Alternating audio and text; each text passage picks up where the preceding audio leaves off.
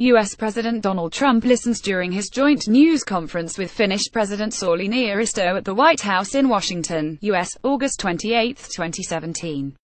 Photo by Kevin Lamarque, Reuters, Washington. President Donald Trump says that talking is not the answer when it comes to North Korea, and HES claiming the U.S. has been paying North Koreans what he calls extortion money for decades.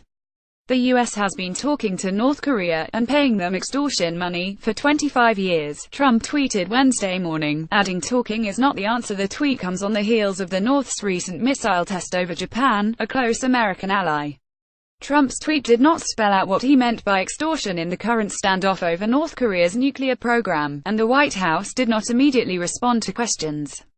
North Korea has in the past temporarily halted nuclear development when the U.S. and others provided food aid or other types of compensation. But the North hasn't been making such demands, at least publicly, since Trump came into office. Instead, it has been focused on finishing its decades-long effort to master the technology for fitting a nuclear warhead on a missile that can striking the U.S. mainland, calling such capability essential for its national defense.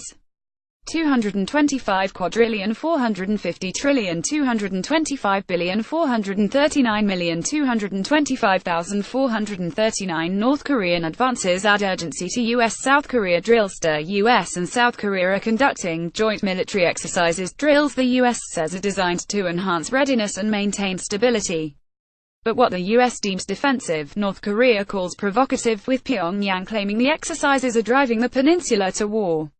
Special correspondent Nick Sharon reports. 201708230600 p.m. Disabled 30,040,433,657 WDCJAQOFC8 Trump's assessment about the need for dialogue also appears at odds with his top diplomat, Secretary of State Rex Tillerson, who had in recent weeks been softening the conditions for a possible, formal dialogue with Pyongyang.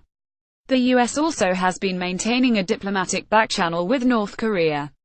Trump offered a surprisingly subdued response to Pyongyang's latest missile test Tuesday, avoiding a repeat of his bombastic warnings earlier this month of a potential military confrontation. Nonetheless, U.S. officials announced Wednesday morning that they had conducted a missile defense test that resulted in the successful intercept of a medium-range ballistic missile off the coast of Hawaii. The test was conducted by the Missile Defense Agency and U.S. Navy sailors. "We are working closely with the fleet to develop this important new capability, and this was a key milestone in giving our Aegis BMD ships an enhanced capability to defeat ballistic missiles in their terminal phase," Missile Defense Agency Director Lt. Gen. Sam Greaves said in a statement. "We will continue developing ballistic missile defense technologies to stay ahead of the threat as it evolves." Associated Press writer Brad Clapper contributed to this report.